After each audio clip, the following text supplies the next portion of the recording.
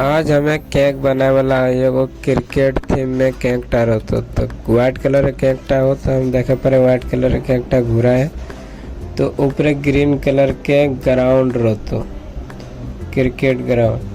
तो हम देखें केक टा घुराए व्हाइट कलर घुराए दिले केक टा तो ऊपर ग्रीन कलर के ग्राउंड बनवे पूरा ऊपर रहतो। तो ग्रीन कलर के ग्राउंड मारे तो मार दिले ग्रीन कलर के ग्राउंड साढ़े साढ़े घास के नोजल रहतो। तो देखे परे हम घास साढ़े साढ़े लगाए दिले नीचे पूरा रहतो तो नीचे हम पूरा लगाते हैं घास के नोजल। तो नीचे पूरा भगलो तो रख दे कार्डबोर्ड में नाम बड़ो मैसेज हो तो रख दिले। तो ऊपर हम केक रेडी करे लगले देखें तो स्टम्प लगा दिले 3 गो एगो बॉल हो और एगो बैट हो। हम पहले से बना रख ले तो केक टा कर दिले रेडी। तो केक के फाइनल लुक देखे पारे। तो वीडियो टा किरम लगलो।